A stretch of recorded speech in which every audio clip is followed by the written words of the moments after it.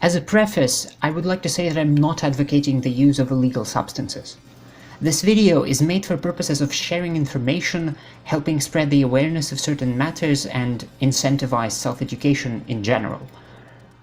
In this video, I will tell you about my personal experience with DMT, also known as dimethyltryptamine. For a more objective overview of the substance and some context for what will be said here, I would suggest seeing my previous video about DMT. You can find the link in the description. DMT allows for quite an intense schedule of psychedelic experimentation.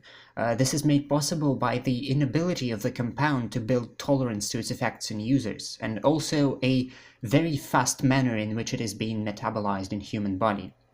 My first and only 3 DMT trips have taken place in a span of 2 days. Well, actually there were 4 attempts, but the first one wasn't really that successful. However, I guess it still serves as a good point from which to start this story. There were 3 of us gathered in an apartment to experience DMT, and I was the first in the queue. As it rather naturally follows from the fact that this was our first time taking DMT, the vaporization technique we were to use had a lot of space for improvement. Sitting comfortably in a previously established tripping place, I took a few small hits from the DIY device. The vapor was not as thick as it should ideally be. It didn't taste bad, surprisingly, and wasn't at all harsh, contrary both to what is often attributed to it in various reports of use and the guesses one might fancy based on the intensely chemical smell of the powder itself. The taste was even pleasant to some degree, and very fruity in a somewhat artificial way, like a mix of feijoa and grapes with an additional tinge of sour-sweet, its intensity being amplified to a level one might expect pure food flavoring to have. The changes came on very quickly, no more than in 30 seconds into the process. The best analogy for the effects felt would be the peak of a standard LSD trip. And just to clear things up, by a standard trip, in this case I mean that of a dose of about 110 to 125 micrograms of LSD taken by a person weighing approximately 56 kilograms or 125 pounds, because this is what has been a usual setup for me when I was taking LSD. There were kaleidoscopic, fractal, language-based visual patterns appearing on big flat surfaces such as ceiling and walls. The vividness of colors has been greatly increased, and there was a general sense of a typical psychedelic experience. There wasn't really much more to it, just brief, conventional psychedelic beauty. But I knew that there's more to DMT than this, so the thing left to do was to wait until we'll have had perfected the methods of vaporization.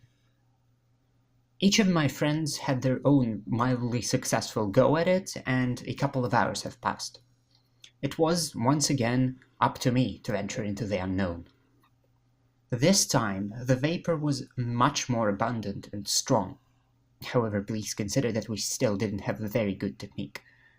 After a few lungfuls, I've hit a distinctly new stage. The LSD-like patterns have rapidly enhanced in complexity, plentitude, and pervasiveness, appearing on even more objects and surfaces. The likes of such imagery I have never seen before. No psychedelic I've tried up to this point could produce entopic ornaments of such definition and intricacy. The glass vial we've used as the basis of the inhalation device became unbelievably beautiful, the natural aesthetic appeal of translucent and refractive qualities of curved glass being accented and enhanced by the psychedelia. A similar thing can be noted about my friends' faces. Despite my experience with a few other psychedelics before trying DMT, it was at this moment that I really understood where the classical visual psychedelic art stems from. All the while, my body quickly, almost instantly, became heavy and extremely relaxed in a very pleasant way. All natural moisture, be it sweat or saliva, has suddenly become colder and wetter. It was very captivating to just look around and feel the ways in which my body reacted to the environment, which consisted mostly of bed sheets, cushions, and warm, puffy blankets due to the choice of our trip-in place. It was like LSD multiplied by at least a factor of 2, as beautiful as it was intense and disorienting. However, sooner than later I felt a desire to close my eyes and see what the inner mind space had to offer. There turned out to be a different world entirely.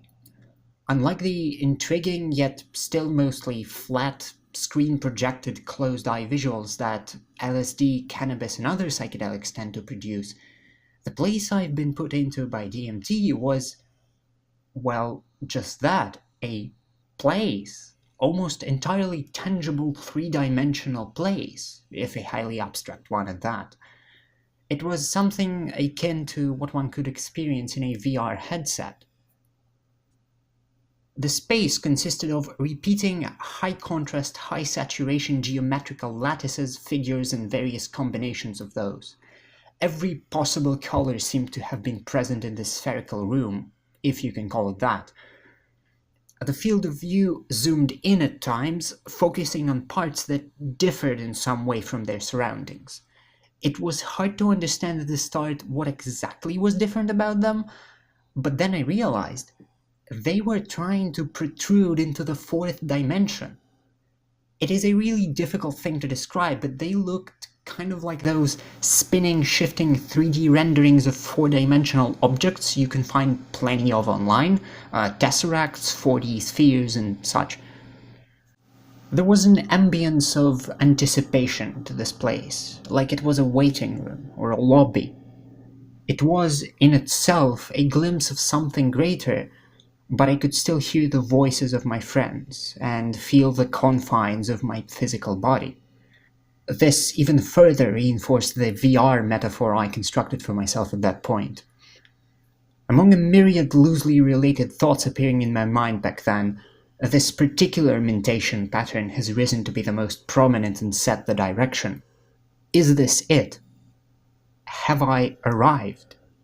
Is this what spiritual scholars across the world strive to contact? Is there something more? There has to be more. The touch with the DMT lobby gradually faded away, and I returned back to the base state in no more than 10 minutes. My body slowly contorting and changing position to the tune of the compound's waning strength. I needed to rest until the next day and try to parse what I've seen thus far. The next day, I had the determination to continue the journey. With the help of my partner, I reached about the same state with which I've now been familiar, but I knew I needed to go further into the DMT experience. Inhaling more was a slightly difficult task, but I managed to accomplish it. Suddenly, it felt like everything got extremely intense and on the brink of a huge explosion, as the air seemed to be instantaneously vacuumed out from the room. An ever-rising high-pitched tone appeared, visualized as a bright stripe of light, a slick horizontal line drawn across the middle of my vision. I noted that these sensations coincide strongly with the descriptions of DMT trips I've heard before. However, unlike in those same descriptions, there was no tunnel of any sort, and I didn't feel like I was shot through a membrane dividing two realities. What happened instead was the complete dissolution of the boundary between internal and external. I don't even remember if my eyes were closed throughout the trip. There was no difference. It was very difficult to understand what exactly was going on due to the sheer unprecedented scale of the experience on all levels. Only now, after deep reflection, have I acquired at least a faintest idea of what has transpired. I'm not sure how correct this description is and how real the experience was, but it seems like my consciousness was moved out of the confines of 3 dimensions, and I was shown the usually hidden multidimensional structure of reality. It was, again, a very real space I was in, but unlike with the previous trip, all of what I saw had at least a four-dimensional nature to it. I became a part of the wholly alien yet believable and tangible world, myself acquiring a multidimensional nature, both to the eye and to the touch. How it looked, how it felt, what it really was, I could probably never describe with even a modicum of fairness. And this is where the interesting part is. The experience was so profoundly mind-changing that, for the first time in my life, I really started wondering if there may be a chance that consciousness is not entirely a product of a physical three-dimensional human brain, and that there is more to it than we tend to believe.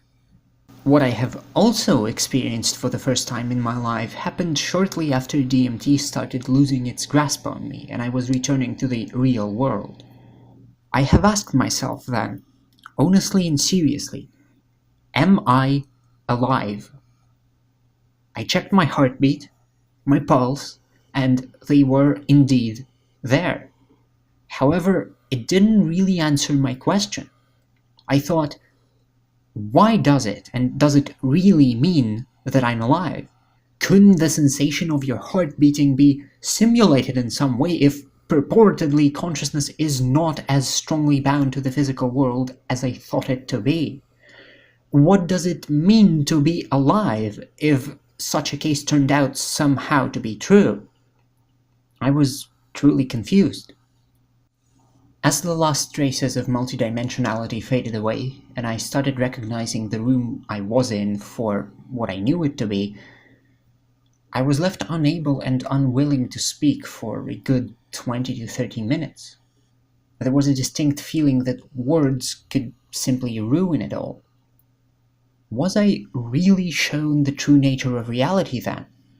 Is consciousness in any way separate from the physical body? I don't know. I can't know for sure at this point. It was just that the magnitude and incomprehensible peculiarity of the experience were so colossal that I just couldn't believe it all was a simple hallucination. It was too real, too grand, too profound. Words cannot describe it, and you won't really know what it is like until you try it for yourself. No metaphor or linguistic trick will do it justice. After my partner had tried to reach at least a similar level of immersion into the DMT experience, there were some leftovers, which we decided to use later at an evening hour. As evening came, so did the changes to the lighting conditions in our room. It was now mostly dark, with only a few faint multicolored sources of light accenting the contrast and giving an overall ethereal atmosphere to the place. I didn't really expect the leftover trip to be anything more than a short-lived visual feast. Of course, you can guess from the phrasing that it was bound not to be the case at all. There was a surprisingly great amount of DMT vapor we managed to extract, and I've passed through the vacuuming and high-pitched tone phase again. I remember distinctly that this time I did not close my eyes. The peculiar lighting mentioned above, combined with the DMT, gave the room a cartoony, saturated look. Everything acquired an appearance of a computer-generated 3D model. I looked at my hands, and they had the same quality to them, that of a 3D model, but they were extremely well detailed, even more than they usually are, and translucent to a degree, reminding me of visuals from the music video for Tool's Vicarious. Also, it looked like the supposed field of view slider has been turned way up. It was as if my hands had a sort of lens distortion effect applied to them. I looked at my body and it seemed distant on a more emotional level than on a physical one.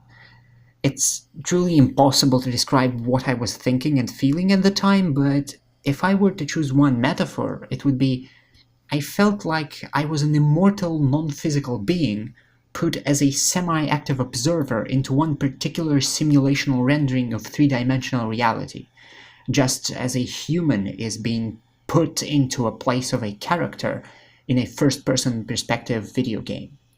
I stood up, or rather I commanded my character to stand up. I walked it a bit through the room, looking at different 3D models and trying to comprehend the true meaning of what I was seeing. Was that, in a very apparent way, a proof of the simulation theory of reality? I don't know, but it sure did feel so at the time. And once again, I would like to reiterate, the experience I had objectively cannot be described for what it really was. My memory cannot hold the accurate representation of it either, and all I'm left to work with here are linguistic symbols and linear cause-effect reasoning. It's simply not enough. But in any way, once it all slowly subsided, I've checked my vitals in the manner described earlier, which did not really help much. I was still baffled to the extreme. And I had all rights to be, honestly. I'm still trying to understand exactly what has happened in the course of these experiences and to integrate what I've seen or what I've been shown into my worldview. The information was so plentiful and powerful that a day after, I had a feat of what I could describe only as existential overload.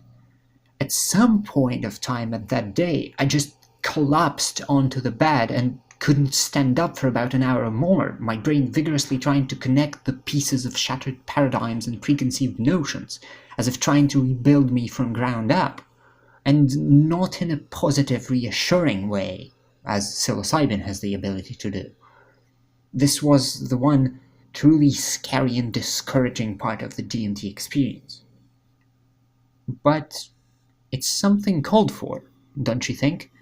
After your views have been challenged and all you know has been put to doubt, it's only natural to be lost and scared. But in the end, it comes out to be very much a positive thing.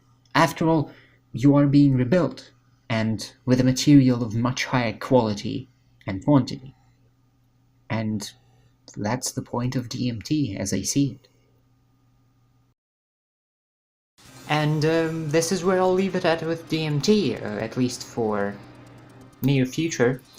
I hope this video was interesting. If you liked it, I would appreciate the feedback, the likes, the comments, the deal. Also, from this point on, I think I will be uploading my videos on DTube.